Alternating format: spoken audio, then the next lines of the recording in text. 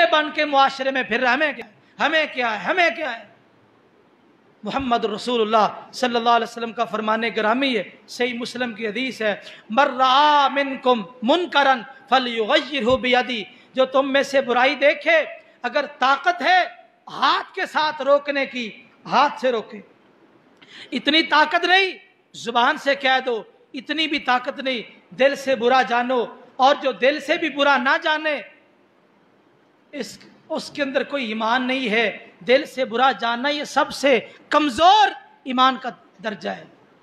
تو میرے بھائیوں، جہاں تک ممکن ہو سکے اپنے موبائلوں کو پاک صاف کرو، اپنے موبائلوں کو پاک صاف کرو ان گندی بے حیا چیزوں سے۔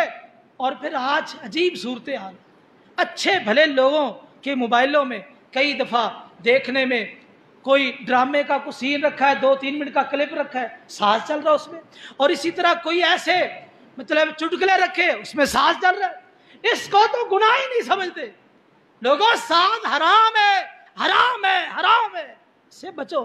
جس چیز کے اندر ساز آ گیا اس کو اپنے موبائل سے نکال دو، صاف کر لو موبائل، اپنے دل کو بھی صاف رکھو، موبائل کو بھی صاف رکھو، اور قرآن مجید کی تلاوت، قرآن مجید کی تعلیم کا سلسلہ شروع کرو، کیونکہ قرآن مجید کی تعلیم یہ ایک ایسی روشنی ہے، جب یہ روشنی آئے گی اندھیرے چھٹ جائیں گے۔ تو اللہ تعالیٰ سے دعا ہے اللہ تعالیٰ ہمیں قرآن و سنت کا صحیح پیروکار بنائے۔ گانا بجانا اور اسی طرح گانے کے آلات اللہ تعالیٰ ہمیں ان سے محفوظ فرمائے۔ اقول قولی ھذا واستغفر اللہ لی ولکم ولسائر المسلمین والمسلمات۔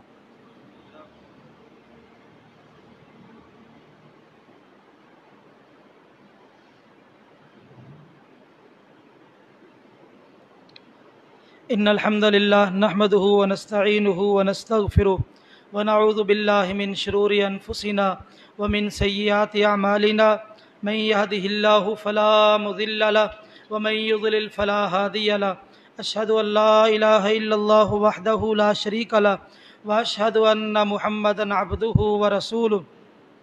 يا ايها الذين امنوا اتقوا الله حق تقاته ولا تموتن إلا وأنتم مسلمون۔ يا أيها الناس اتقوا ربكم الذي خلقكم من نفس واحدة وخلق منها زوجها وبث منهما رجالا كثيرا ونساء، واتقوا الله الذي تساءلون به والأرحام إن الله كان عليكم رقيبا۔ يا أيها الذين آمنوا اتقوا الله وقولوا قولا سديدا يصلح لكم أعمالكم ويغفر لكم ذنوبكم، ومن يطع الله ورسوله فقد فاز فوزا عظيما۔ أما بعد فإن خير الحديث كتاب الله وخير الهدي هدي محمد صلى الله عليه وآله وسلم، وشر الأمور محدثاتها وكل محدثة بدعة وكل بدعة ضلالة وَكُلَّ ضَلَالَةٍ فِي النَّارِ۔ انتظامیہ کی طرف سے اعلان ہے کہ مسجد کے اخراجات زیادہ ہیں، آمدن کم ہو گئی ہے۔ ایسے تو حالات سب کے سامنے ہے، لیکن پھر بھی یہ ہمارا حق بنتا ہے، یہ اللہ کا گھر ہے، ہم اس کے ساتھ تعلق رکھتے ہیں، تو ہم نے ہی اس گھر کے جملہ اخراجات کو پورا کرنا ہے۔ تو اگر ہم کوشش نہیں کریں گے تو اللہ تعالیٰ اور افراد پیدا کر دیں گے۔ اللہ تعالیٰ نے تو اس سلسلہ چلانا ہی چلانا ہے، تو اس لیے آپ دل کھول کے اس مرکز کے ساتھ تعاون کریں تاکہ اس کے جملہ پروگرام بطریقہ احسن اپنے پائے تکمیل کو پہنچ سکے۔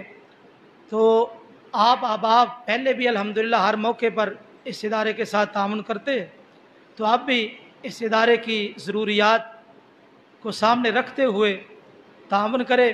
بلکہ اللہ تعالیٰ نے جن کو زیادہ وسعت دی ہے وہ انتظامیہ سے رابطہ کر کے کئی قسم کی مددات ہیں، بجلی کے بل ہیں، اور اسی طرح اس کے علاوہ تنخواہیں وغیرہ ہیں، اسی طرح دیگر معاملات ہوتے ہیں، تو آپ ان کے اندر پیسے دے سکتے ہیں۔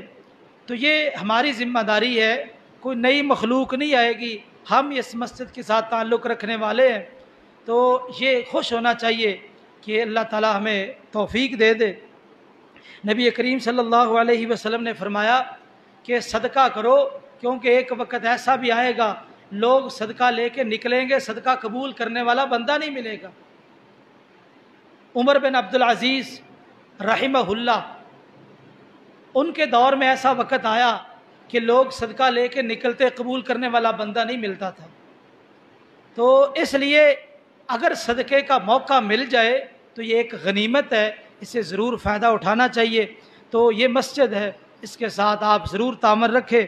اللہ تعالیٰ آپ کے گھروں میں برکتیں فرمائے، آپ کا خرچ کیا ہوا قبول و منظور فرمائے۔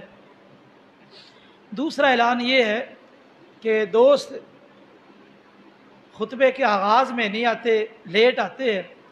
خطبہ 12:40 پہ شروع ہوتا ہے، شاید دوستوں کو علم نہیں ہے کہ کس وقت شروع ہوتا ہے، اس لیے میں وقت بتا رہا ہوں۔ 12:40 پہ اذان ہوتی ہے، اس کے بعد خطبہ شروع ہوتا ہے۔ تو میرے بھائیوں، پورا خطبہ آ کے سننا چاہیے، یہ بلا مقصد نہیں ہے، با مقصد ہے، پوری بات سنی جائے تاکہ ہماری اصلاح ہو، ہمارا بھلا ہو، اللہ تعالیٰ کی رحمتوں کا نزول ہو۔ تو یہ طریقہ نہیں اچھا کہ جماعت کے قریب قریب آپ مسجد میں پہنچے، بلکہ کوشش کرنی چاہیے خطبہ شروع ہونے سے پہلے ہی مسجد میں آ جائے۔ وہ حدیث تو آپ نے سنی ہوگی کہ جو لوگ خطبہ شروع ہونے سے پہلے مسجد میں آتے ہیں، بالترتیب اللہ تعالیٰ فرشتوں کے ذریعے سے ان کے نامہ اعمال میں اجر لکھتے ہیں۔ بعض کو اونٹ کی قربانی کا ثواب، بعض کو گائے کی قربانی کا ثواب، بعض کو بکرے کی قربانی کا ثواب، بعض کو مرغی کی قربانی کا ثواب، بعض کو انڈے کی قربانی کا ثواب، یا انڈے کا معنی صدقہ، کسی نے انڈا صدقہ کیا ہے۔ بعض لوگوں کو غلطی ہوگی کہ انڈے کی بھی شاید قربانی ہو سکتی ہے، انڈے کا جو صدقہ ہے یعنی اتنا اجر اس کو ملتا ہے۔ اور جب خطبہ شروع ہوتا ہے اس کے بعد جو لوگ آتے ہیں ان کا جمعہ صرف ادا ہوتا ہے، فضیلت نہیں ملتی۔ اس لیے میرے بھائیوں، میں امید کرتا ہوں آئندہ جمعہ انشاءاللہ دوست اس کا اہتمام کریں گے۔ خطبہ جمعہ شروع ہونے سے پہلے تشریف لائیں، پوری بات سنیں اور اس کو سمجھیں۔ اگر کوئی بات سمجھ نہیں آتی سوال کرے، اللہ سے دعا ہے کہ اللہ تعالیٰ ہم پہ راضی ہو جائے، دین اسلام کو سمجھنے کی توفیق نصیب فرمائے۔ ہمارے بزرگ اے ڈی شیخ صاحب وہ بیمار ہیں، ماہ رمضان میں بیمار تھے، اب بھی بیمار ہیں، ان کے لیے خصوصی دعا کرے، اللہ تعالیٰ ان کو شفائے کاملہ عاجلہ عطا فرمائے۔ اور بھی جو بیمار ہیں ہمارے بزرگوں میں سے، بچوں میں سے، دوست احباب میں سے، اللہ سب کو شفائے کاملہ عاجلہ عطا فرمائے۔ ایک ہمارا دوست ہے، اس کا بیٹا بیمار ہے، چلڈرن میں داخل ہے، اس کے لیے بھی دعا کرے، اللہ تعالیٰ شفائے کاملہ عاجلہ عطا فرمائے، آمین۔